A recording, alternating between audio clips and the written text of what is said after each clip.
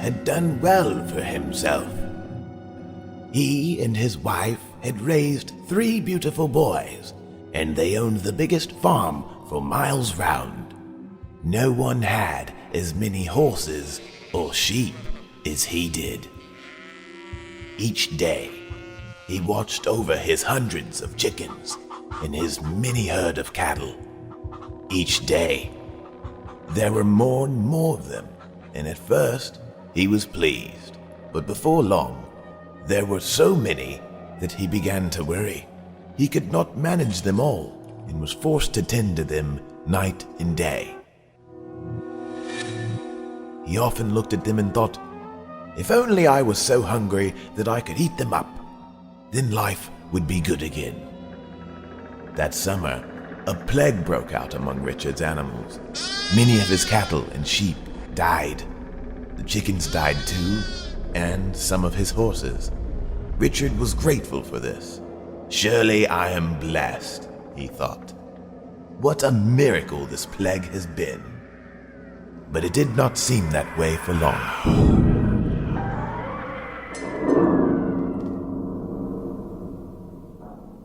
As the days passed, more sheep and herds of cattle died. Richard was alarmed. He had not the room or the time to bury them all. Soon he was exhausted and did nothing but lay in bed, watching summer turn to fall. One day, his wife came to his side. Richard, She said calmly. there's something I have to tell you. What is it? He demanded. Have the children died as well? Oh, of course not. She replied. You're going to be a father. I'm pregnant again. The farmer was overjoyed. He had always wanted another child. He was so thrilled that he got out of bed and chopped wood that very same day. But soon he noticed a change in his wife that worried him. She ate constantly and could not seem to stop. Night and day she devoured all of their canned food and dry meal and drank all their syrup and honey. She left nothing for the others, but stranger still, she did not gain weight, but instead seemed to be starving. Please, wife, Richard pleaded. You will starve us all if you do not stop eating. I cannot stop, she cried. The baby, he twists and turns inside me. He hurts me when I stop eating. What nonsense. You're just being selfish. I'm not, his wife shrieked. Not until I have eaten half a dozen chickens does he stop beating me. And he wants more each day and leaves nothing for me.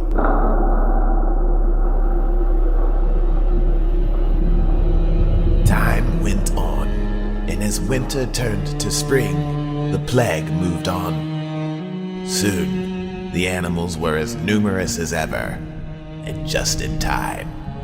The baby now demanded half a calf a day. Richard watched in horror as his wife butchered, fried, and devoured 3 of his cows each week. Even then, the baby scratched, kicked, twisted, and turned. And the wife looked worse than ever. Just as it seemed she might die, the wife gave birth to the baby boy. Soon thereafter, she recovered her strength.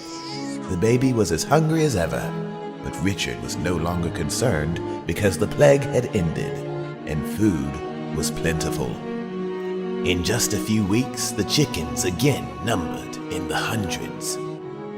The cattle were so many, no one could see them all as they stretched across the pastures.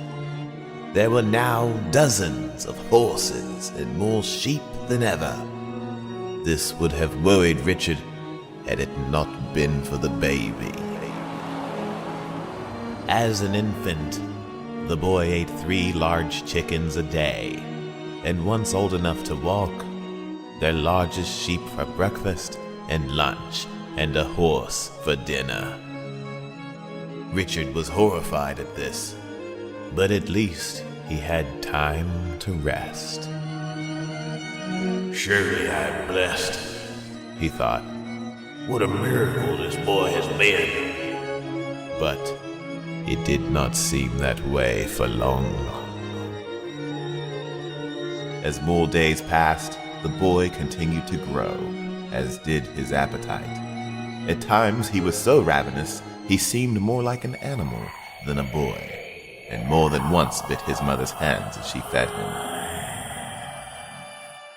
The farmer and his wife found themselves cooking constantly for the boy, so that they could get nothing else done. But Richard had an idea. Wife, He said one morning after breakfast. why bother cooking the meat at all? The boy eats so quickly, he wouldn't notice if it were raw. "Perhaps you're right," his wife replied. "I'm tired of feeding him. Take him to the pasture this afternoon and see what he does." That same day at noon, Richard took the boy to where his many animals grazed and let him go. In moments, the boy took off running and threw a small sheep to the ground. Then he tore open its throat with his bare hands and devoured it alive. The farmer watched in horror as his son rose from the bloody carcass with a crazed look in his eyes. Things went on like that for many weeks. Richard would take his boy to the pastures, and the boy would consume all the animals he could catch. The boy devoured calves and colts as a hungry dog eats chickens. Richard was disgusted by this, but could not do without the boy, whose appetite allowed him to keep his livestock at a manageable number. So he let things go on this way for months. After a while, Richard did not bother to stay with the boy, but began to leave him out in the fields all day long. And each night, when the farmer retrieved him, he swore his boy had grown larger and more like an animal. He noticed too, after a month or so, that the boy was not just eating the meat of the animals anymore, but their bones as well. So there was no way to tell how many the boy had eaten. But the boy was growing. Of that, there was no doubt. Several months passed. Winter came, and the animals would no longer breed. And yet, the boy continued to eat them, as many as ever. Soon the big flocks of chickens were gone, and the extra herds of cattle. There were but a few sheep left, and a half a dozen horses. The boy had eaten all the others. Richard was scared. The boy was so large then that he could not live in the house, but slept in an empty barn. Oh, what have we brought upon ourselves? The farmer cried. The boy is no blessing. He's a curse. What'll he do after he's eaten everything we have? It didn't take long to find out. In another week, all the animals were gone, eaten by the boy, bones and all. There were no more sheep or horses. There were no more cattle or chickens. The farmer's wealth was gone, and his family was starving. Everyone was terribly angry, so they all marched to the barn where the boy lived and found him sleeping. They kicked him angrily. Look what you have done! The wife screamed. You've eaten everything we've owned! The boy, now grown to the size of a moose, woke from his slumber and groaned. "Mother," the boy growled. "Mother, I am hungry. Fetch me a horse to eat." I will not! She screamed and kicked him again. We have no more horses. You You have devoured them all. Fetch me a cow, then. the boy said to his brothers. I'm hungry. We will not. The boy's brothers screamed. We have no more cows. You ate them all up, every last one. At this, the boy stood and hissed at them all. I am starving. The boy moaned. What is there to eat? There's nothing left here, Richard cried. Well, go on and find food elsewhere. The boy did as he was told. That same day, began wandering the countryside, devouring every animal he could find.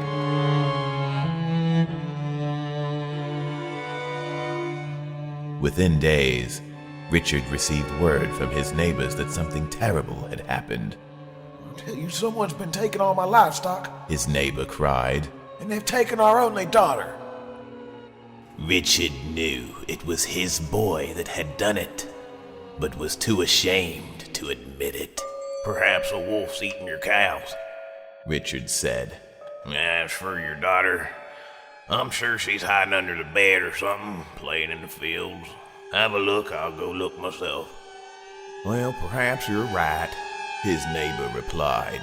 I'll go check out them fields and return with news. But the neighbor did not return in several hours, so Richard sent his oldest son off to find him.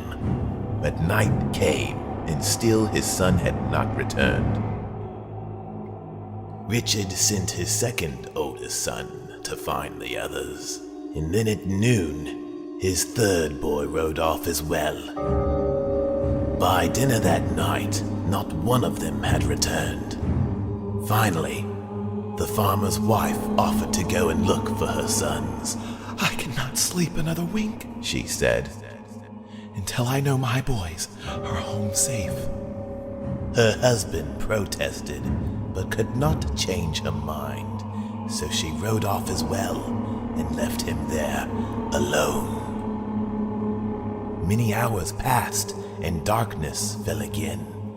Richard's wife was not home yet, and there was still no sign of his sons or his neighbor. He was quite worried, but exhausted too, and after some time, drifted off to sleep. He was awakened in the night by a sound at his bedside. He shot up in bed immediately and held his breath. It was very dark indeed, and he could not see at all, but he heard the floor creak beside him and was scared. There was something there. He felt its hot, stinking breath on his neck as it leaned in.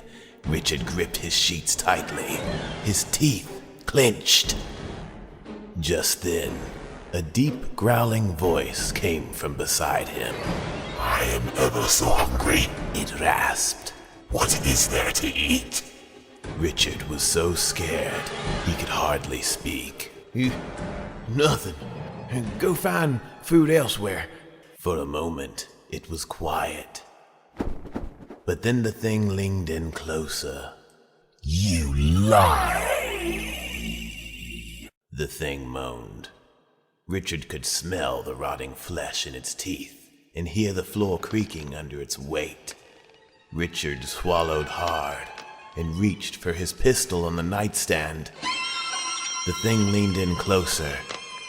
Richard could feel its teeth against his throat. The thing whispered, Father,